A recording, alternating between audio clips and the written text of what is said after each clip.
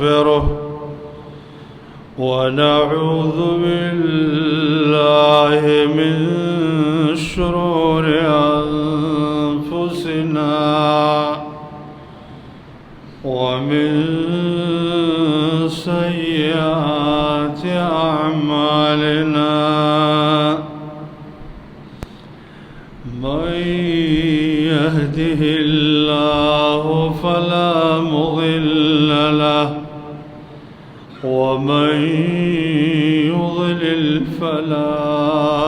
هادي له وأشهد أن لا إله إلا الله وحده لا شريك له وأشهد أن محمدًا عبده ورسوله يا أيها الذين آمنوا اتقوا الله حق تقاته ولا تموتن إلا وأنتم مسلمون يا أيها الناس اتقوا ربكم الذي خلقكم من نفس واحدة وخلق منها زوجها وبث منهما رجالا كثيرا ونساء واتقوا الله الذي تساءلون به والأرحام إن الله كان عليكم رقيبا يا أيها الذين آمنوا اتقوا الله وقولوا قولا سديدا يصلح لكم أعمالكم ويغفر لكم ذنوبكم ومن يطع الله ورسوله فقد فاز فوزا عظيما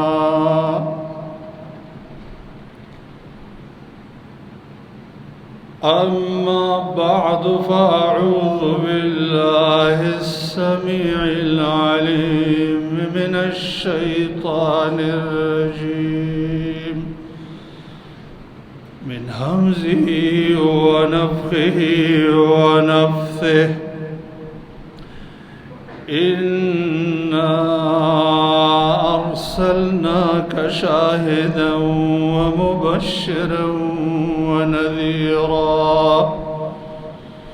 لتؤمنوا بالله ورسوله وتعزروه وتوقروه وتسبحوه بكرة وأصيلا اللهم صل على محمد وعلى آل محمد كما صليت على إبراهيم وعلى آل إبراهيم إنك حميد مجيد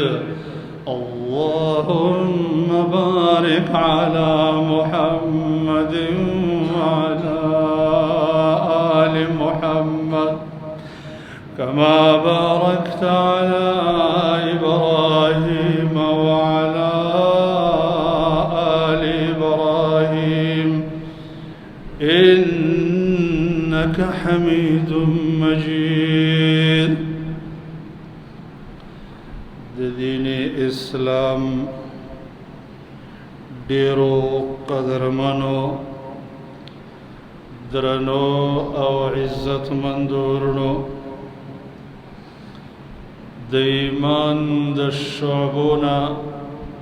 یو بهترین شعبات د نبی کریم صلی الله علیه وسلم تعظیم او احترام ده. کله چې زمون په زړونو کې د الله د نبی حق تعظیم او احترام واقع شو نو من با په حقیقی کامیابی کامیاب شو. ځکه رب کائنات د هغه خلقو د کامیابی خوشخبری ورکړې ده. کم خلق چې دا الله د نبی تعظیم کوي، دا هغې نصرت کوي، دا هغې کومک کوي. الله فرمایي فالذین آمنوا به ونصروه وعزروه واتبعوا النور الذي انزل معه اولئک هم المفلحون. آغا خلق چې دا الله د نبی باندې ایمان راوړي، د هغه تابعداري کوي، د هغه تعظیم او احترام کوي. هغه نور چې هغه راوړی دی چې قرآن دی، شریعت دی، د هغې تابعداري کوي. دغه خلق کامیاب دي او په داسې اعلی کامیابی کامیاب دي چې رب کائنات د هغې د کامیابی خوشخبری ورکړې ده. زما خوږو وروڼو د دې بنیادي وجه دا ده چې کله د یو انسان په زړه کې د الله د نبی حق تعظیم او احترام واقع شو، دغه انسان به چرې د الله د نبی حکم شاته نه غورځوي، چرې د الله د نبی د سنتو سره جفا نه کوي، چرې د الله د نبی د سنتو به احترام نه کوي. او کله چې یو انسان د نبی صلی الله علیه وسلم په مکمل سنتو باندې روان شي، د سیده صراط مستقیم باندې روان دی، هغه لار چې کومه جنت ته رسېدلې ده او کومه الله ته رسېدلې ده، هغه لار چې حقیقي کامیابی باندې کامیابي ورپکې ده. زما قدرمنو وروڼو د نبی کریم صلی الله علیه وسلم تعظیم په زړه کې کېنول د دې خبرې باعث جوړیږي چې د هغه ټولو سنتو سره به ستا مینه وي، د هغې د حدیثو تعظیم به کوې، د هغه د طریقو احترام به کوې، چرې به بیا د هغه طریقې ځمکې ته نه ورځې. دنیا کې تاسو وګورئ، په دنیا کې د خپل یو قوم قبیلې یو مشر وي، یو لیډر وي، یو ملک وي، یو حکمران وي چې د چا په زړه کې د دې تعظیم وي، د هغه حکم ځمکې ته نه غورځوي. حال دا دی چې د دې تعظیم خو ډېر معمولي دی، د الله د طرف نه رالیږلی رسول، د ټولو رسولانو امام، د ټولو ګناهګارانو شفیع، صاحب د شفاعت عظما، صاحب د الوسیله، اولنی هغه شخصیت چې جنت به د ده په شفاعت کولاویږي. د دومره عظیم شخصیت سنت، د هغه طریقې، د هغه حکمونه به سړی څنګه ځمکې ته وغورځوي. د الله د نبی صلی الله علیه وسلم تعظیم او احترام دو قسمه دی. یو هغه چې د هغه د ژوند سره تعلق لرو، هغه تعظیم او هغه احترام صحابه کرامو په ډېر اعلی معیار باندې عملي کو. د الله د نبی په خپل ژوند کې داسې تعظیم وکړي چې دنیا ورته حیرانه وه، خلک د هغې نه متاثر شو. کله چې د صلح حدیبیه کې کله چې د حدیبیه د صلح په موضوع کې عروه بن مسعود الثقفي نبی کریم صلی الله علیه وسلم ته د وفد په حیث باندې رالی چې د الله د نبی سره خبرې وکړي، واپس شبې ته لاړ. د الله د نبی چې کم قدر کېده، کم تعظیم کېده، کم احترام کېده، د هغې نه ډېر سخت متاثره شو او خپل قوم ته د هغې تذکره کوي، ویل ولقد وفدت علی الملوک کسرا وقیصر. زم ډیرو بادشاهانو ملاقات ته تللی یم د پارس بادشاه کسرا ته تللی یم د روم بادشاه قیصر ته ورغلی یم فما رأيت ملكا يعظمه أصحابه أشد من تعظيم أصحاب محمدا صلى الله عليه وسلم. زما دی په الله قسم د هیڅ بادشاه اپراد ما نه دی لیدلی چې د خپل مشر داسې تعظیم او احترام کوي کم تعظیم او احترام چې صحابه کرامو د الله د رسول کو. بغوي فوالله ما تنخم رسول الله صلى الله عليه وسلم نخامة إلا وقع في كف أحد يدلك بها جلده وجسده. زما د الله په ذات قسم وي چې د الله نبی به توکاڼې وغورځولې بلغم به یې وغورځول د سینې د پوزې بلغم والله که دا توکاڼې چا ځمکې ته پرېښودلې صحابو به ورته لاس نیو په لاس به یې راخیستلې خپل بدن پسې به یې مږلې. او کله چې به د الله نبی د طرف نه دوی ته حکم وشو هغې منلو ته به یې ډېره جلتي کوله. وإذا توضأ كادوا يقتتلون على وضوئه چې د الله نبی به اودس کو د اودس اوبه به یې ځمکې ته نه پرېښودلې سم د اودس په اوبو به یې جګړه و خپل مابین کې لاس به یې ورته لاندې نیولي او په خپل بدن به یې راښکلې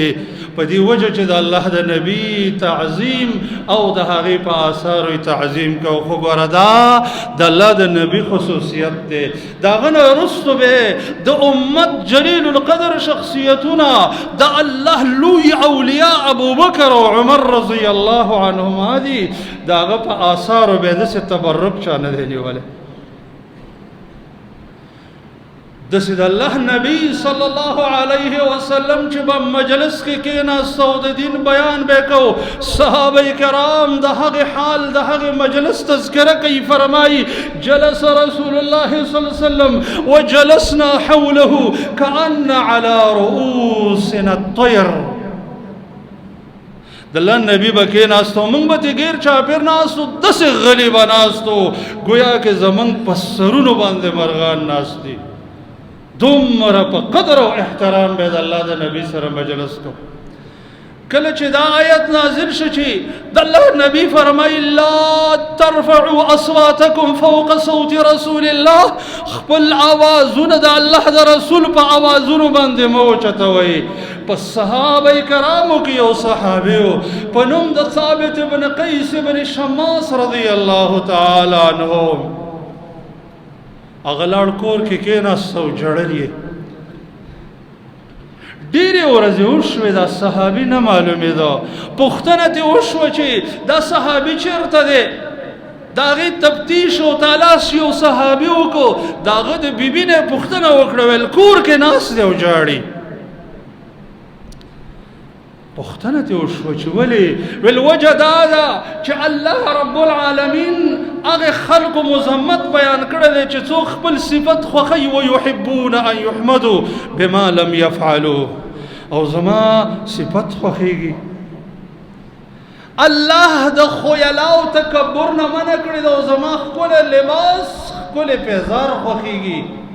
الله وی لا ترفعوا اصواتکم فوق صوت النبی. او زما آواز طبعی اوچت دی نو زه یریږم چې زه به منافق شوی یم ځکه زما په آواز کې گویا کې د الله د نبی بېادبي شوې ده.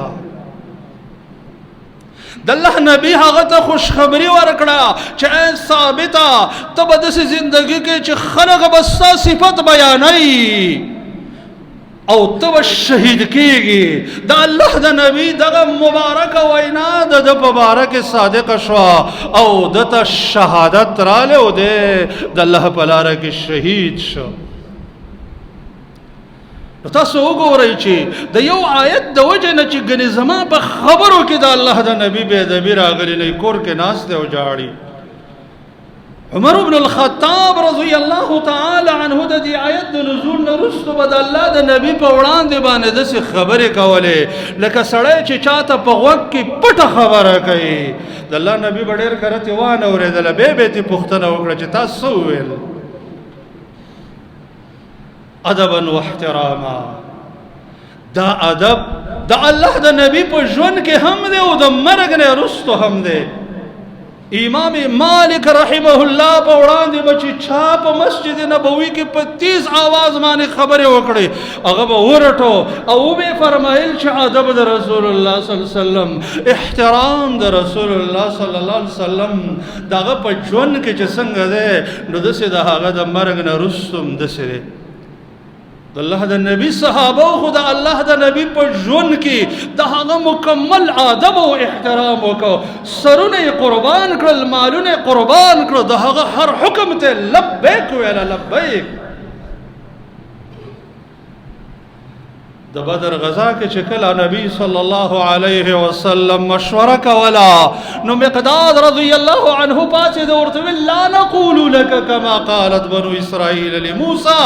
اذهب انت وربك فقاتل انها هنا قاعدون. موږ د بني اسرائیل غونته کې به ادب خبره نه کوو چې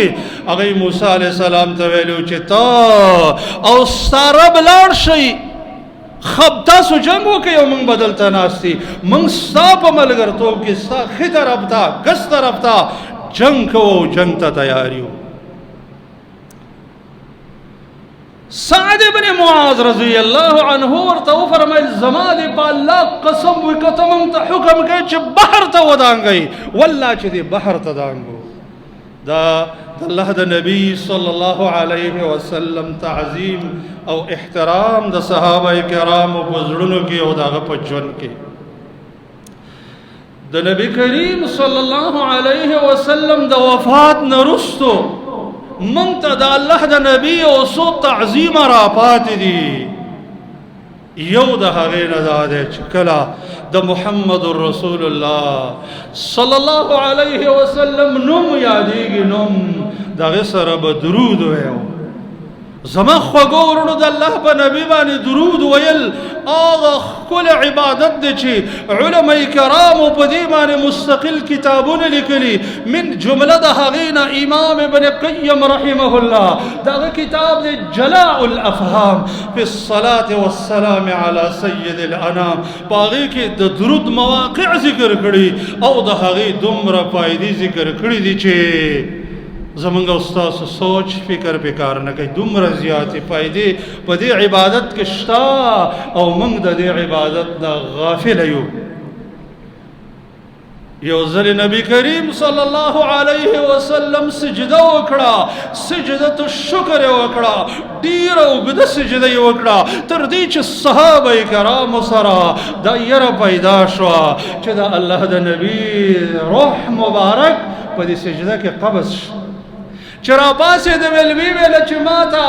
الله رب کائنات د طرف نه جبریل خبر راکو چې ای زما حبیبه ته په دې باندې راضي نه یې چې چا پتا یو کرتی درود ویلا زه به پې لس کرتی درود ویلا. الله رب العالمین په هغه بنده باندې لس کرتی صلات او سلام را لېږي کم کس چې یو کرتی د الله په نبی باندې صلات وایي.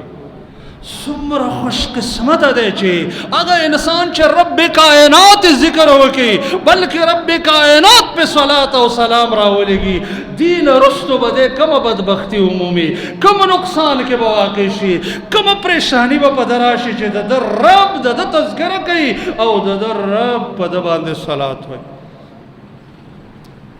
بلکې یو کرته نه لس کرته یوازې صلات نه بلکې لس درجې وچتېږي، لس ګناهونه یې رجېږي، لس نیکۍ نه وله لیکلی شي، لس نیکۍ نه.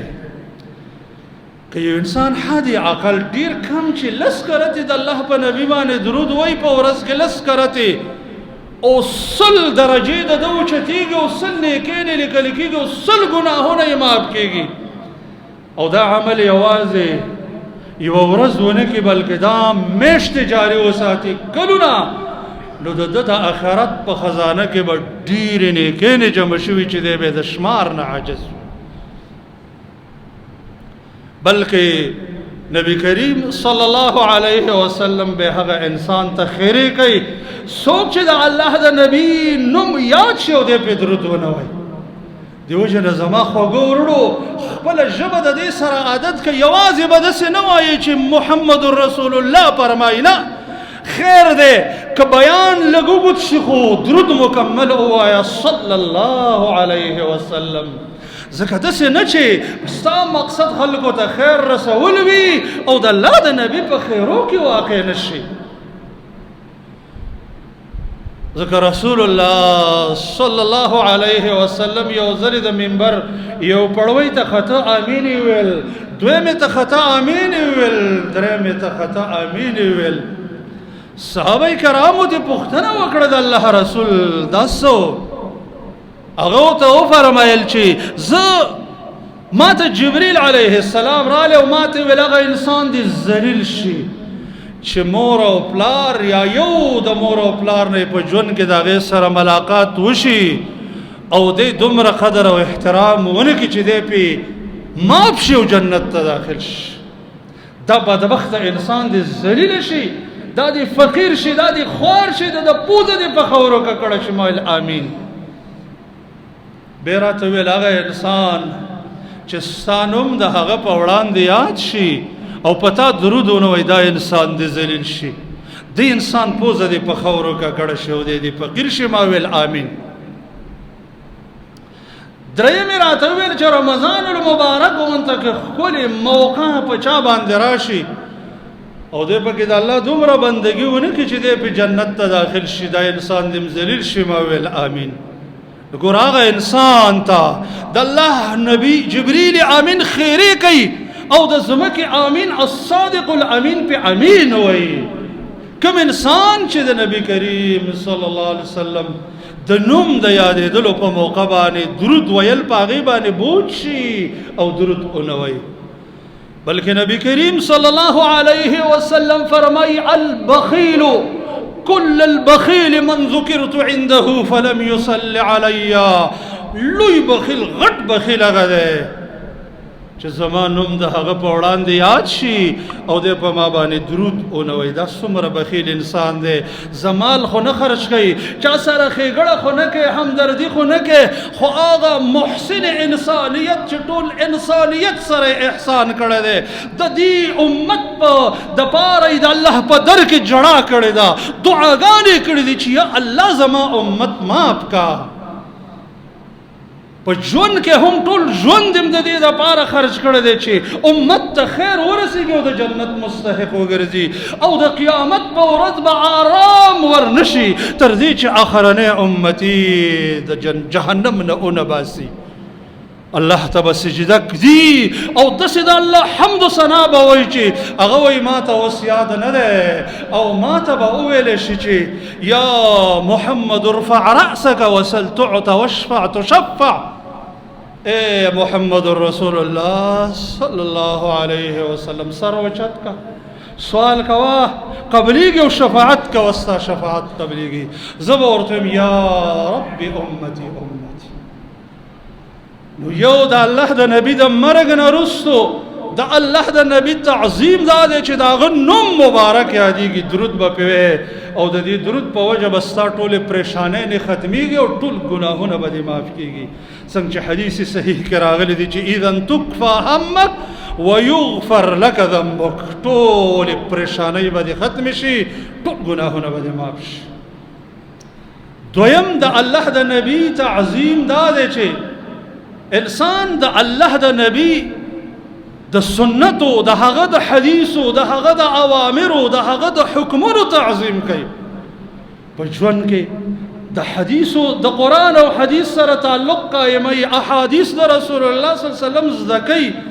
هغې سره مینه لري د هغې حلقاتو ته راځي او بیا په هغې باندې عمل کوي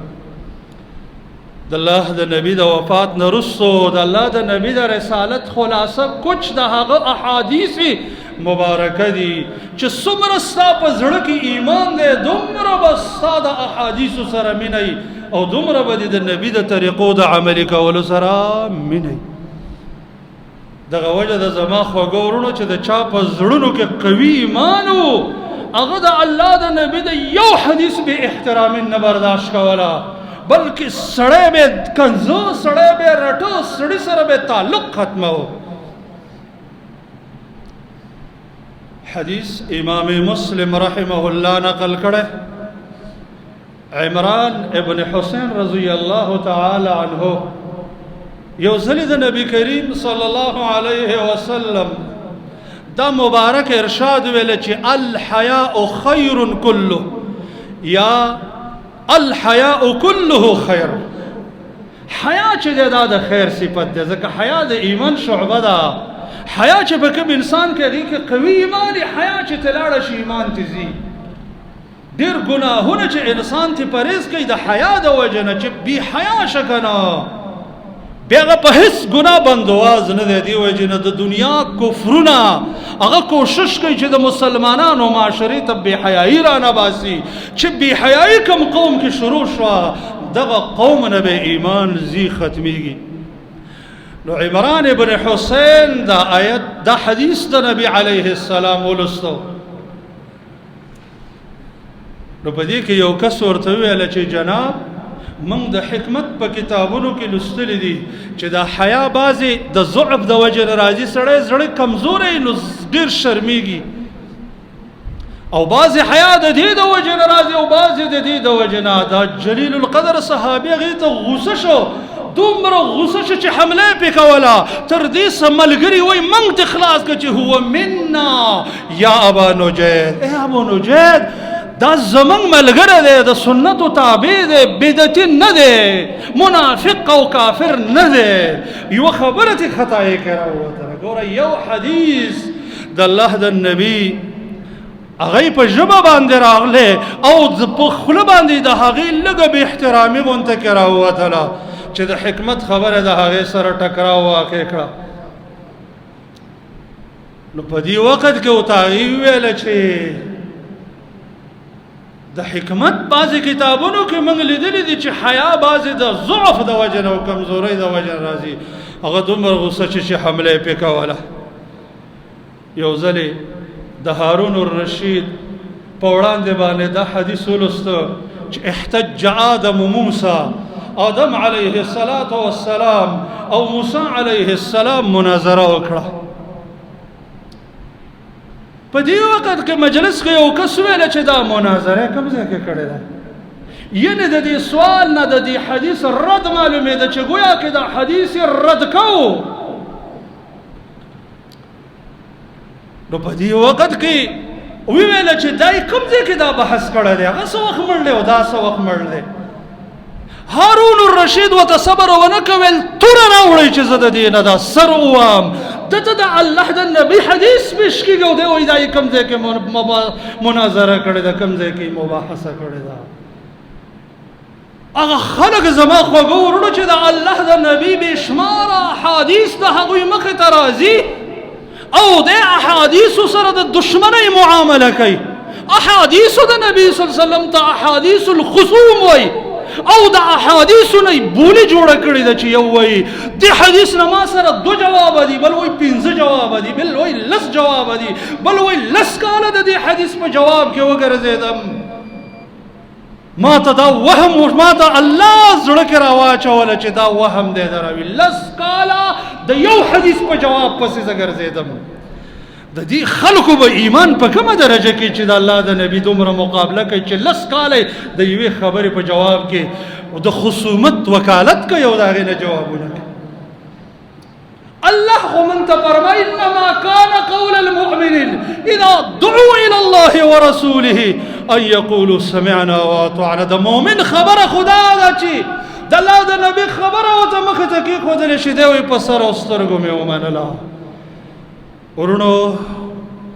چې موږ او تاسو خپل زندګۍ ته سوچ وکړو د الله د نبي ډېرې طریقې موږ ته پیش شي موږ یو دا زموږ د پښتو په رواج کې نشته نه منو چې چاته ووې خور لړېله میراث برخه ورکول پښتنو کې نشته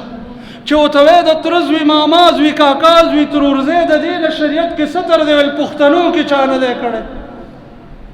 یو لویه حصه د احادیثو زموږ او ستاسو مخې را راځي په دې وجه چې سیاست دې نه ایجابوي. پارټۍ داسې ویلې دي لیډر زموږ داسې ویلې دي شورا داسې فیصله کړې ده موږ یې نه منو دا خبره. یو حصد احادیث په دې رد کو چې زما پیر نه مني، زما استاد نه مني، زما شیخ نه مني، زما ملک نه مني، زم نه منم. او بعض احادیث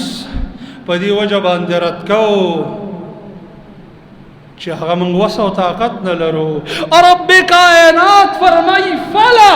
وربك لا يؤمنون حتى يحكموك فيما شجر بينهم ثم لا يجدوا في أنفسهم حرجا مما قضيت ويسلموا تسليما. دس خبر نه لکه دا خلق چې وای بس په الله او رسولم ایمان دی او خبره نه مني، فیصله نه مني. زما د ستا په رب قسم وي چې خلق مؤمنان نشي جوړېدلی تر دې پورې چې تا فیصله کون ونه ګڼي پټولو هغه اختلافاتو کې چې د دې تر مابین واقعي. څوک چې د الله او د الله د رسول په حکم باندې راضي نشي، الله د په باره کې وایي مؤمن نه دی، او قسم سره وایي مؤمن نه دی. یوازې راضي کېدل نه، په سینه کې به څه خفګان هم نه چې مړه وبېمانه خو د الله او د الله د رسول خبره ونو که نه د منلو نه وه، نه ښه دل سے کوشادګۍ سره بېماني، پراخه زړه سره بېماني، او هغې ته به مکمل منقاد کېږي. دغه وجه ده چې یو ځلې د امام شافعي رحمه الله په وړاندې د نبی کریم صلی الله علیه وسلم یو مبارک حدیث هغه ولسته. نو نبی کریم صلی الله علیه وسلم د احادیث د لوستلو نه وروسته امام شافعي رحمه الله ورته چا ویل چې ته په دې حدیث عمل کې؟ هغه ورته وایي ولې؟ ما چرته په ګرجه کې دې ولیدم، زه چرته د ګرجې نه راووتلم، په ما باندې چرته د اهل کتابو علامه ده چې زنار ورته وایي، که نه چرته د کافرانو علامې دي په ما ولیدلې. ښه دې ولیدلم چې ما په مسجد کې مونځ وکړو، د الله رب العالمین د حکم او د الله د نبي د حکم منقاد یم، اسلامي شعار را منې دی. نو بیا دا خبره ته څنګه کې چې ته په عمل کې؟ ځکه اجمع العلماء على ان من استبانت له سنة رسول الله صلی الله علیه وسلم لا يجوز له ان يدعها لقول احد. د ټولو مسلمانانو په دې خبره اتفاق دی چې چاته د نبی سنت ورسیږي هغه د چا د وجه نه پرېښودل دله جایز نه دي. زما خو ګورونو دا خبرې د ذهن نه وغورځوئ چې ګوره د الله د نبي طریقې دي او ډېرې ښکلې طریقې دي، رفع الیدین دي، امین دی په جهر، فاتحه امام پسې رستو ویل دي، او داسې نور ښکلې سنت دي. خو زما پلار نیکه نه دي کړي زه نه کوم، زما قوم قبیل نه دي کړي زه نه کوم، زمونږ پښتنو کې څوک نه کوي، زما د مذهب مشرانو نه دي کړي زه نه کوم. داسې نه ګوره چې د الله د نبي دا تعظیم دی د زړه نه وځي او بېدینه د دنیا نه لاړ شي. رب العالمین دی زمونږ او ستاسو په زړونو کې خپل حق تعظیم کړی، او الله دې موږ او تاسو د نبی صلی الله علیه وسلم حقیقي قدر او احترام کوونکي بندگان وګرځي. اقول قولي هذا استغفر الله لي ولكم ولسائر المسلمين.